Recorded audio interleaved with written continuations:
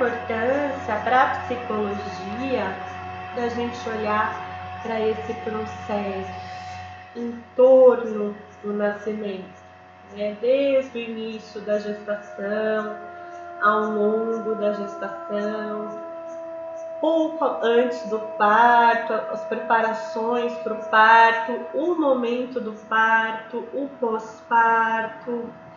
Como é para a psicologia olhar, né? Uma das perspectivas possíveis é como essas experiências, por serem a base, por serem o início, como uma vida começa, como uma vida se torna vida, elas são muito importantes para a constituição do psiquismo, né? Para que a vida exista e para que a vida psíquica exista, esse período é formador, ele é fundamental, ele é constitutivo. Então, olhar para o nascimento, nessa importância psicológica do nascimento, como a chegada, como uma pessoa chega na vida, né, é uma das possibilidades de olhar.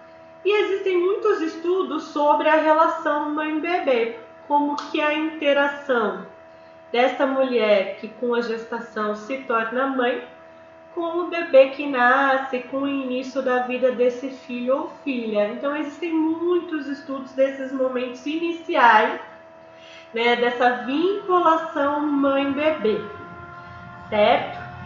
Sempre predomina um ponto de vista do desenvolvimento do bebê. Qual que é a importância desse início da vida? Qual que é a importância dessas experiências iniciais para o bebê? Pois é, mas a psicologia perinatal, ela faz um movimento que é muito necessário, embora às vezes passe despercebido. E quando passa despercebido, aí que se torna mais evidente o quanto é necessário. Que para que haja o nascimento, para que haja essa constituição do psiquismo e para que haja uma vinculação, né, existe uma vida ali começando, mas existe uma pessoa que já passou por toda a sua história, que tem toda a sua personalidade, toda a sua subjetividade, que tem seus desejos, que tem suas escolhas, que tem seus conflitos, e é a mãe. Olhar para a mãe como um sujeito inteiro, olhar para a mãe como um sujeito único e não apenas como um dos lados de uma relação dual mãe-bebê que está no início ali. Quem é essa mulher, né? Quem é essa pessoa?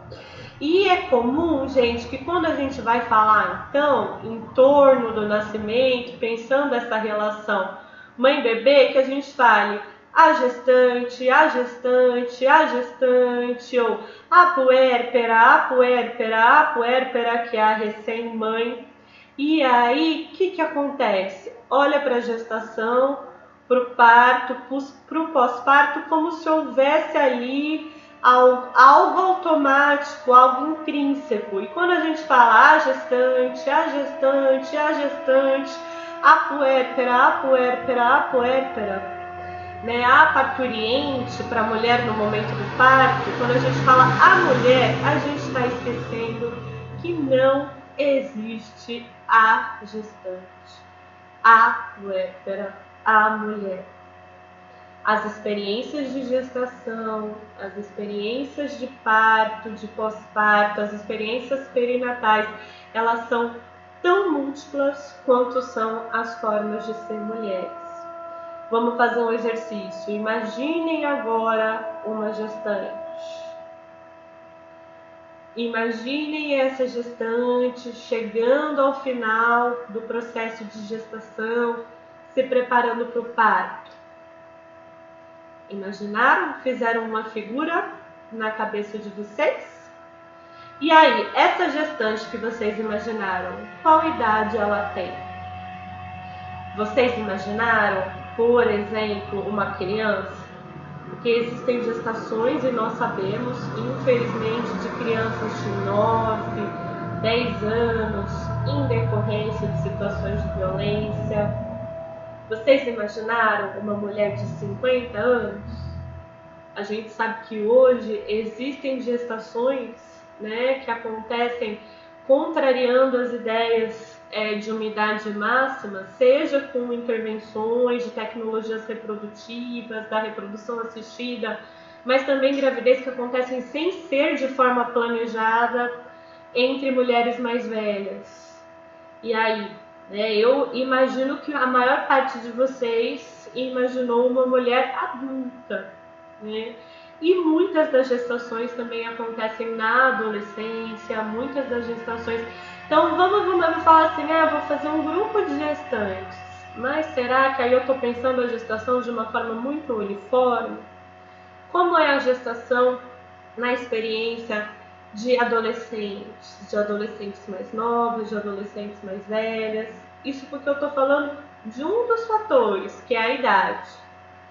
E essa gestante que vocês imaginaram, ela é branca?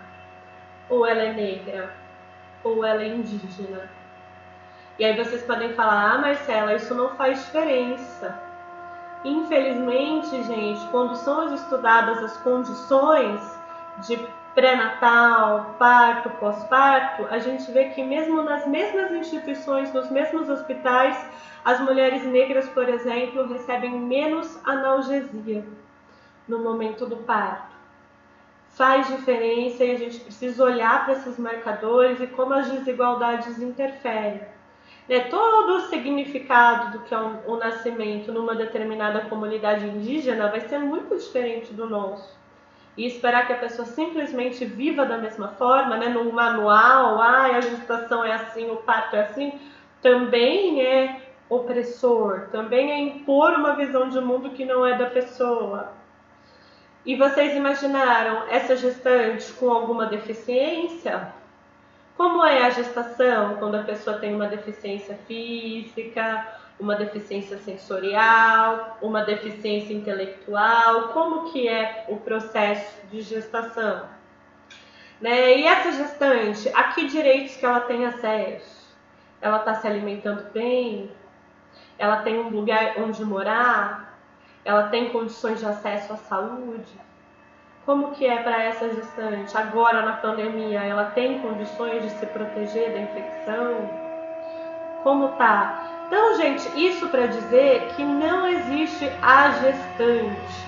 Não existe um modo de ser gestante. Quando vocês virem assim manuais falando, no primeiro mês é assim, no segundo trimestre é assim, algumas semanas antes do parto é assim, não. Tende a ser assim. Pode ser assim, para muitas pessoas é assim, mas nunca é assim. Olhar para a gestante na psicologia perinatal é evitar generalizações e sempre partir que essas experiências são singulares. Para escutar a gestante, nós precisamos escutar uma a uma, É uma coisa que eu sempre digo na matéria de clínica e cabe repetir aqui. Vamos imaginar que eu abro um consultório e eu sou especialista, a minha formação é a especialidade em psicologia perinatal, então eu só atendo mulheres gestantes, eu só atendo mulheres no processo de gestação, parto e pós-parto. Quando chega uma gestante, o que é que eu sei sobre ela? Nada. O que é que eu sei sobre aquela gestação? Nada. O que é que eu sei como vai ser aquele parto? Como vai ser o processo do puerpério? Nada. E como que eu vou saber? Com os meus livros, com as minhas referências, com os meus cursos? Não, eles são importantíssimos para eu ter chaves de compreensão, para eu ter um repertório para olhar para aquelas experiências. Mas eu só vou saber o que é aquela gestação, como aquela gestação é vivida, como é a experiência de ser gestante para aquela pessoa ouvindo aquela pessoa. Certo? Então, como acontece a psicologia perinatal nessa perspectiva da psicanálise? Escutando uma a uma, evitando generalizações. E quando a gente pensa nas generalizações, a gente se depara com uma série de expectativas manuais, né? O que esperar, uma série de expectativas. Em inglês, né, é comum que a gestação seja falar, ela está esperando, é o momento em que ela está esperando um bebê. Então a gestação ela é um momento de muitas expectativas, e essas expectativas vão ser muito diferentes de gestante para gestante, na experiência de cada pessoa gestante, né? E eu estava falando sobre as diferenças, e não necessariamente uma pessoa gestante é uma mulher. Nós sabemos que hoje há homens trans que também engravidam, né? Então, além da gente ver as diferenças entre mulheres, também considerar esse recorte, que há homens trans que preservam o útero, que preservam a capacidade reprodutiva, também engravidam. São muitas as expectativas, né? E como a gente estava falando no vídeo anterior, existe uma idealização cultural, uma idealização da gestação, como se a gestação, né, com todos esses ideais de feminilidade, de que a realização da feminilidade seria a maternidade, como se para todas as mulheres ser mãe fosse algo muito positivo, para todas as mulheres ser mãe fosse um sonho, mesmo para aquelas em que a gestação é um desejo, é uma escolha, a maternidade é um sonho, essa idealização traz assim parâmetros inalcançáveis, inatingíveis, irreais. Uma idealização de que só por estar grávida, nossa, agora você é uma mulher completa, feliz, realizada, agora sim a vida tem um sentido. E quando nasce, nossa, eu vou realizar o meu destino, a minha natureza, a minha vocação, vou ser mãe, agora sim tudo é bonito, perfeito e faz sentido. Não é verdade, né? Mesmo quando a notícia da gestação é bem-vinda, mesmo quando a maternidade é um plano, é um sonho, há muitas dificuldades.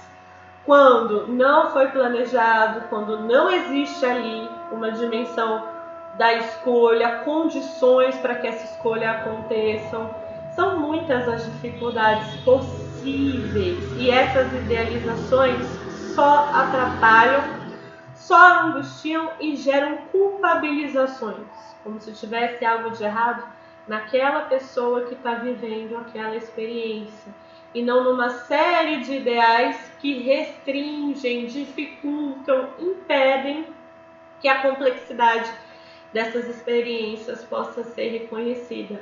Né? Mesmo se eu falo assim, nossa, eu brinco de boneca desde pequena, sempre gostei, sempre me imaginei com um nenenzinho, sempre me imaginei gestante, sempre me imaginei, você sempre se imaginou. E as experiências que a gente imagina são diferentes das experiências reais. Né? Não quer dizer que sejam melhores, nem que sejam piores, não quer dizer que seja necessariamente uma decepção ou necessariamente uma frustração, mas significa que são necessariamente diferentes. Né? Imaginar-se mãe e imaginar-se pai é diferente de estar diante dos desafios, das dificuldades, das responsabilidades cotidianas, do quanto essas responsabilidades, cuidados, tarefas são contínuas, intensas, requerem tempo, requerem esforços, requerem dedicação. Então, idealizar é diferente de valorizar.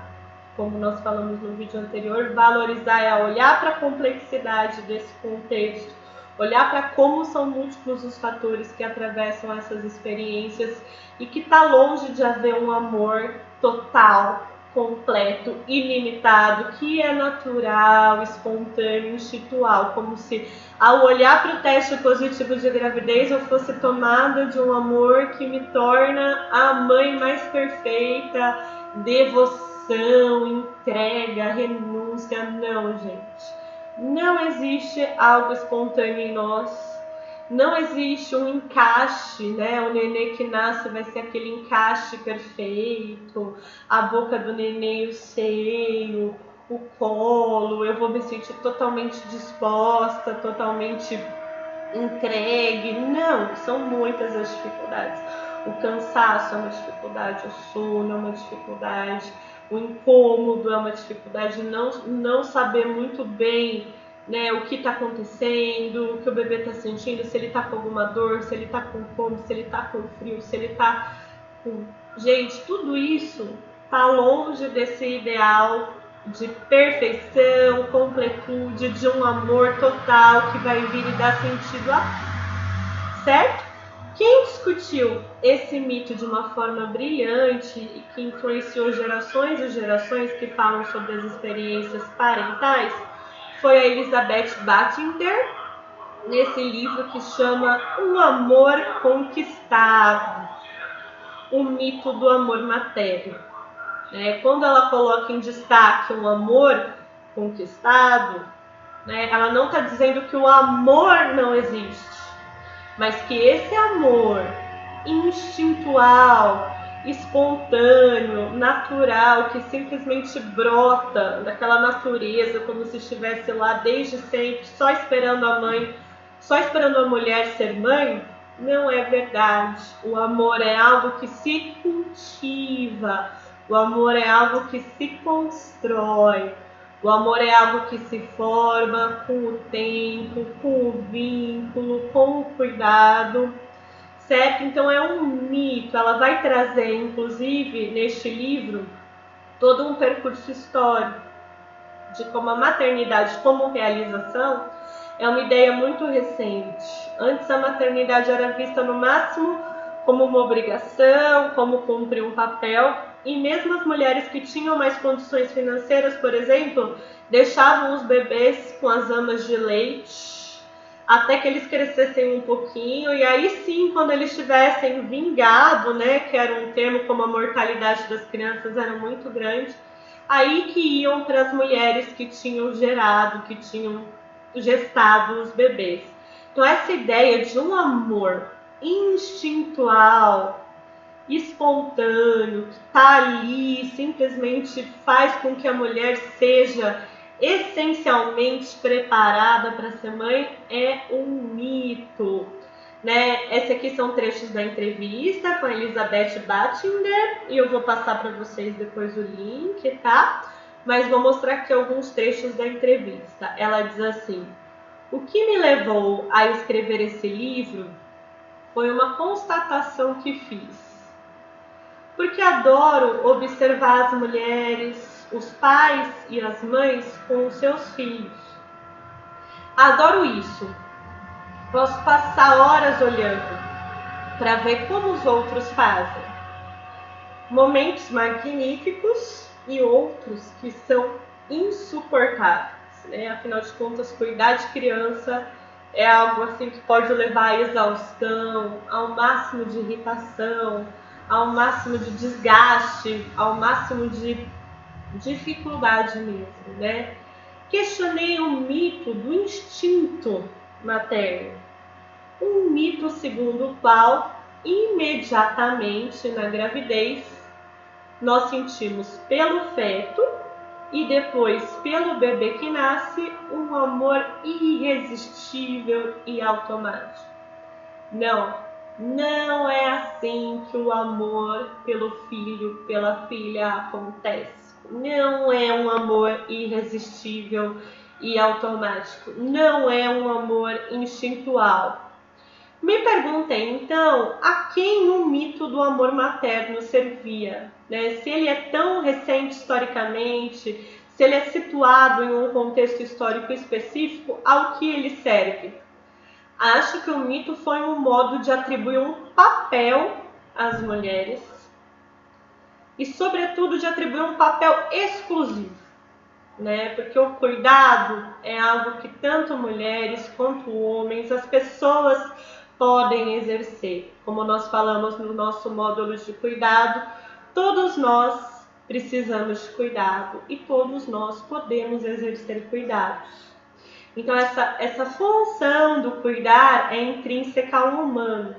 Já o papel, dizer que cabe às mulheres esse papel de renunciar, de se sacrificar, de uma devoção, para ser a única a estar nesse papel de cuidado, é algo que infelizmente é alimentado como um mito e gera muitas desigualdades. E desde que o papel materno estava inscrito na natureza, então assunto encerrado. Quem vai cumprir esses cuidados é a mulher.